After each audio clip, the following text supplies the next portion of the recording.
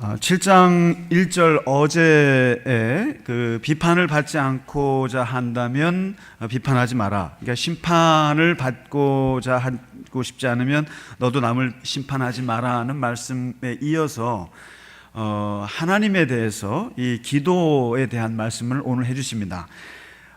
앞장에서 6장에서도 예수님이 기도와 구제, 금식에 얘기하시면서 은밀하게 기도할 것을 얘기를 하시고 오직 하나님께서만 보실 수 있도록 하라고 하는 아주 그 기도에 극단적인 말씀을 하신 겁니다.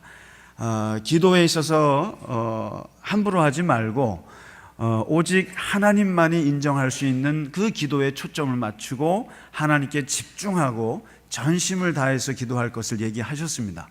그러니까 6장에 나오는 기도의 가르침의 말씀은 굉장히 까다로운 말씀입니다.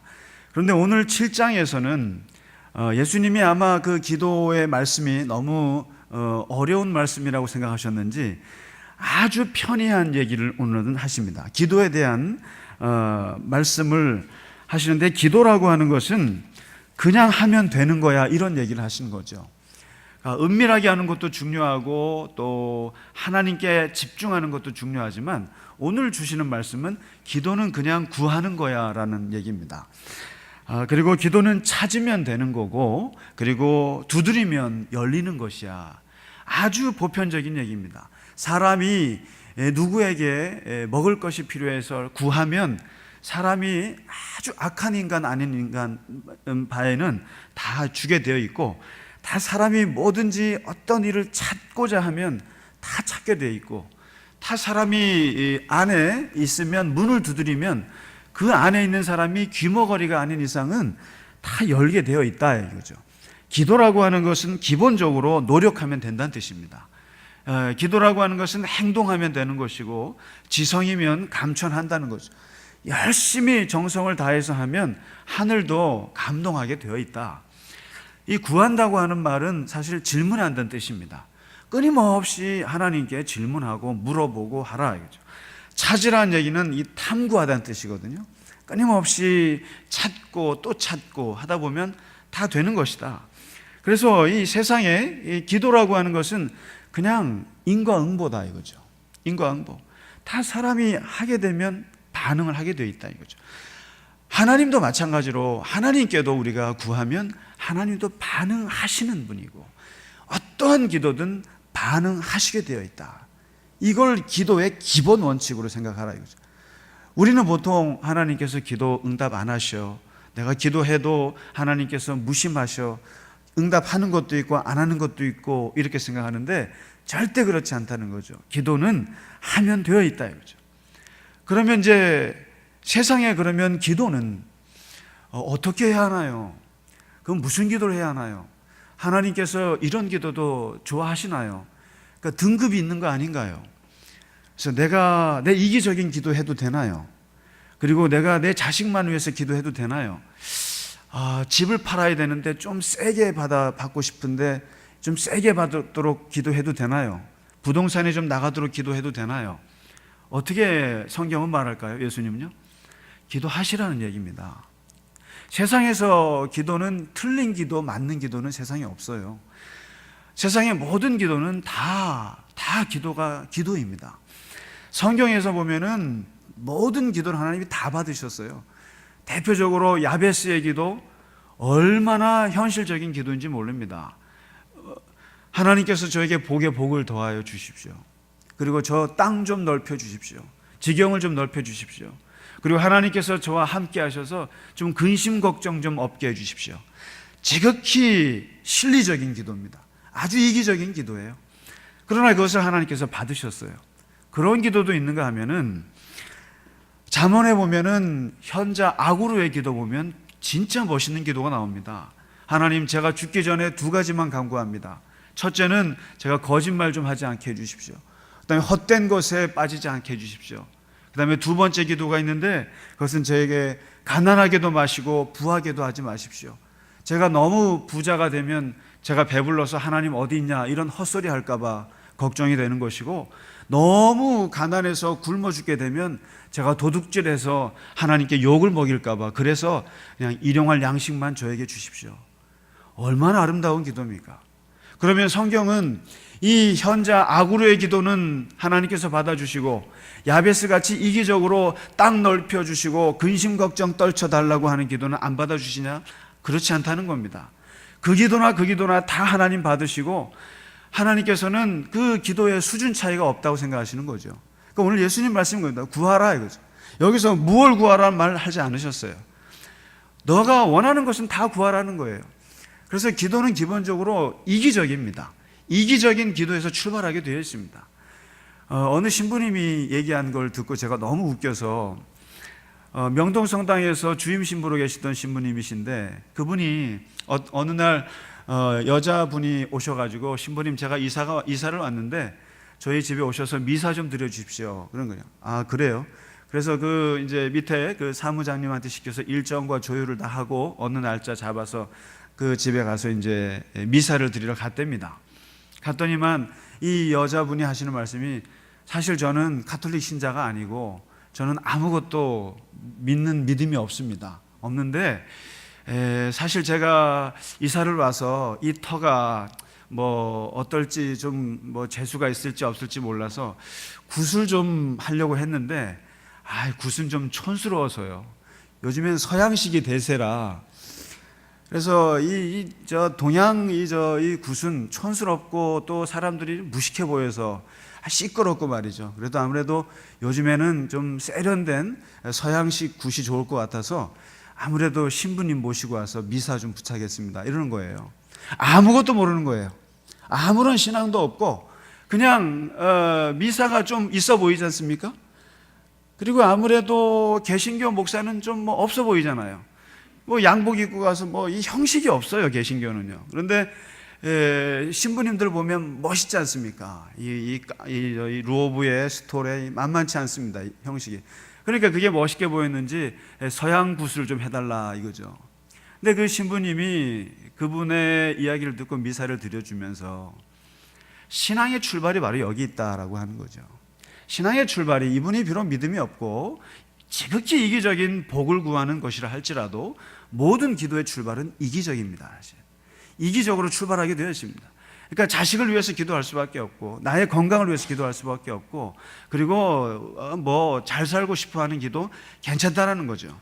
그런데 알아서 마음대로 기도하라는 겁니다. 응답은 하나님께서 알아서 안 해주십니다. 중요한 것은 하나님께서 알아서 응답을 하시기 때문에 기도를 무엇을 할까 내 머릿속으로 계산하지 말라는 거예요. 기도는 내가 알아서 하세요. 원하시는 대로 기도하시라 이 말입니다. 그러나 하나님은 알아서 응답하실 거예요. 그래서 사람들이 연구를 했습니다. 기도해서 하나님이 응답을 어떻게 하는가 해서 한 모범 답안을 만들었어요. 사람들도 하나님이 응답하시는 유형도 몇 가지가 있더라는 거예요. 그것이 바로 한 4가지인데 오냐 나의 뜻과 너의 뜻이 맞으니 그리고 지금 그것을 응답하는 것이 맞으니 응답해 주마. 예스가 있고 말도 안 되는 소리, 그것은 말도 안 되는 소리고 나의 뜻하고도 맞지 않기 때문에 안 돼. 어린아이가 아버지한테 칼을 달라고 하는데 그건 안 돼, 하나님께서. 그리고 그 기도가 맞긴 맞으나 지금은 아니야. 적어도 지금은 아니기 때문에 좀 기다려라고 응답하시더라는 거죠. 그리고 또 한 가지는 너가 지금 이걸 구했지만 내가 볼 때는 이것이 더 나아라고 다른 걸로 응답해 주실 수 있다. 그래서 이 4가지 기도 응답의 모범 답안이 있습니다. 영어 속담에 무엇을 기도할지 조심해라. 잘못하다가는 그것을 얻을 수도 있다. 다시 말해서 말 조심하라 이거죠.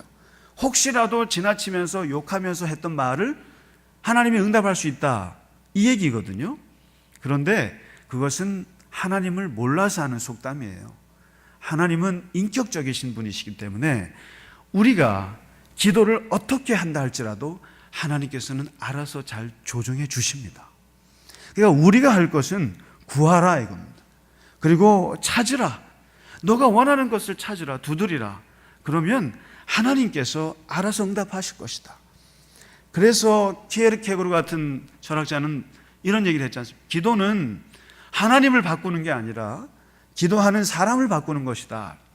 결국 우리가 마음대로 기도합니다. 아까 이 서양굿을 하고 싶었던 이 여인의 기도처럼 자기 복 받고 싶어서 기도를 해요, 우리는요. 그러나 기도하는 중에 생각이 바뀝니다. 우리는 기도하는 중에 하나님의 뜻을 알게 됩니다.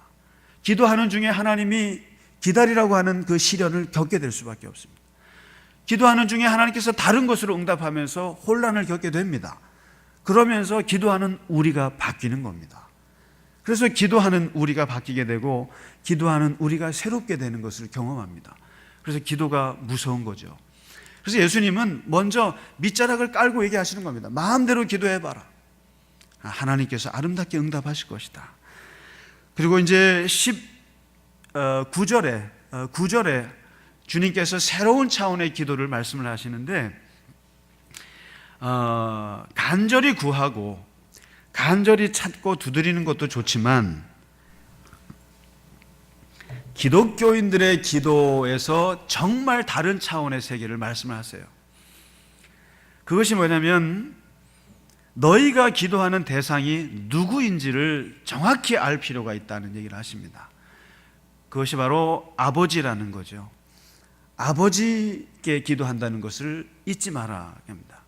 그래서 독일의 유명한 신학자 예레미야스라고 있습니다. 요아kim 예레미야스가 있는데 이 사람이 이 구절을 놓고, 그리고 예수님의 기도 중에 유대 모든 기도문들을 다 조사를 시켰어요. 자기 조교들을 시켜가지고 다 조사를 시켰는데 고대 유대의 기도문 어디에도 찾아볼 수 없는 기도문이 예수님의 기도문에 있다라는 거예요. 그 대표적인 기도의 호칭이 바로 아바 아버지라는 걸 발견했습니다. 아바 아버지. 세상의 어떤 기도문에도 자기의 신에게 아빠 아버지라고 부르는 호칭은 없다는 거죠. 오직 예수님 외에는 이 기도문밖에 없다는 거죠. 어느 누구도 그냥 여호와, 야훼, 엘로힘 이런 하나님을 불렀지, 막연한 하나님을 불렀지, 아빠 아버지라고 우리가 흔히 볼 수 있는 우리 집안에 있는 아주 가까운 대디, 우리 아빠를 아버지 하나님으로 부르는 기도문은 예수의 기도문밖에 없고 그것을 강조한 분은 예수님밖에 없다는 것을 발견했습니다. 다시 말해서 우리가 기도하는 분은 지극히 인격적이고 지극히 사랑하시고 내가 말하지 않아도 응답하시는 그 하나님 아빠, 무엇을 구해도 주실 것 같은 그 아빠라고 하는 것을 가르쳐 주셨다는 거죠. 이것처럼 위대한 가르침이 어디 있느냐는 거예요. 그러니까 아무리 간절히 기도하는 것도 좋지만 내가 기도하는 대상이 아버지라고 하는 것을 잊지 말라는 거죠. 그러면 기도는 다 끝난 겁니다. 사실상 아버지께서 무엇을 우리에게 주시지 아니하시겠느냐, 그것을 안고 기도하는 사람과 아버지라는 사실을 모르고 기도하는 사람은 그 기도의 스트레스가 벌써 다릅니다. 솔직히 말씀드려서 길게 기도할 필요가 없어요. 그리고 무슨 철야 기도할 필요가 없어요. 그런 면에서는 중요한 것은 하나님을 아버지라고 인식하는 것이 더 중요하다는 거죠. 내와 하나님이 아버지와 자식 간의 관계라는 것을. 그러면서 마지막 12절에 그러므로라는 어떻게 보면 산상수훈의 핵심 중에 핵심이라고 할 수 있는 말씀을 오늘 끄집어내십니다. 그러므로 무엇이든지 남에게 대접을 받고자 하는 대로 너희도 남을 대접하라.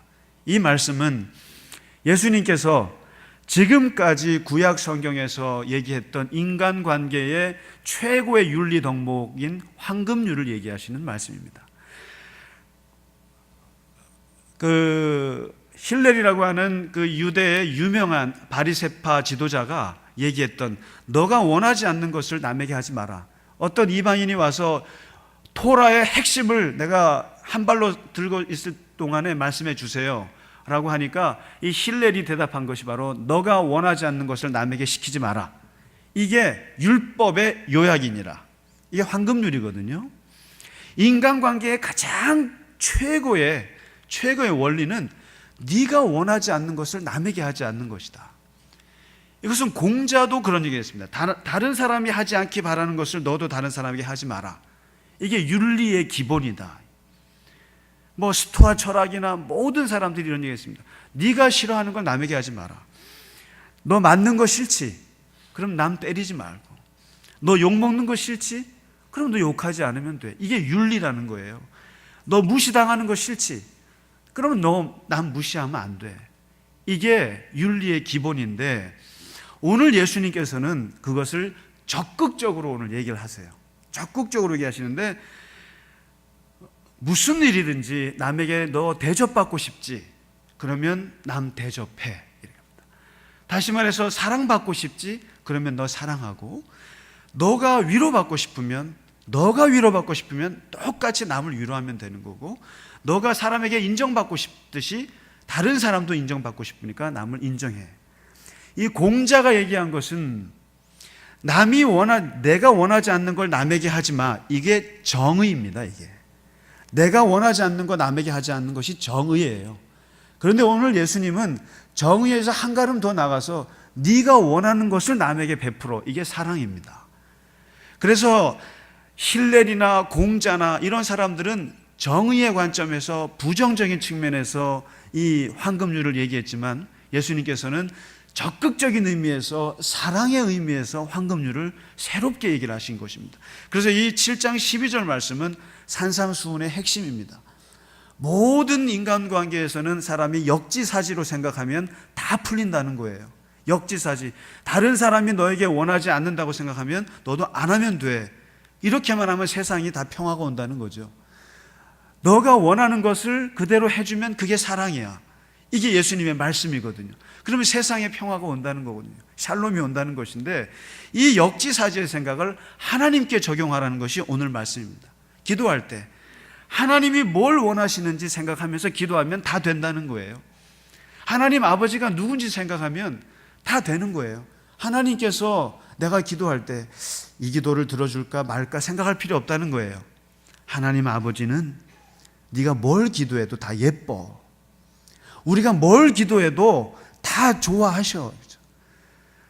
자식 길러봐서 아시지 않습니까? 자식이 무얼 기도해도 다 귀엽잖아요. 얘가 칼을 달라고 그래도 안 주지만 예쁘잖아요. 다시 말해서 자식이 부모에게 원하는 것을 달라고 떼를 쓰는 것이 부모님 입장에서는 그렇게 예쁘고 그렇게 귀엽고 그렇게 대견할 수가 없는 거죠. 그렇게 하나님을 생각하면 우리가 자신 있게 하나님 앞에 기도할 수 있습니다. 기도할 수 있습니다. 무엇이든지 구하시기 원합니다. 하나님 앞에 마음대로 구하세요. 마음대로 구하시고 마음대로 하나님께 달라고 하세요. 하나님께서 알아서 응답해 주실 거예요. 우리에게 가장 좋은 것으로 말씀하시잖아요. 가장 좋은 것으로 주실 거고 누가복음에는 성령을 주시지 않겠느냐. 하나님의 마음을 이해할 수 있도록 하나님의 영을 우리에게 주시지 않겠느냐. 끝나는 거죠. 우리가 하나님 앞에 담대히 기도하시길 간절히 바랍니다. 담대히 기도하시고 마음껏 기도하시고 마음껏 주께 아뢰시면 하나님께서 마음껏 우리에게 부어주실 줄 믿습니다.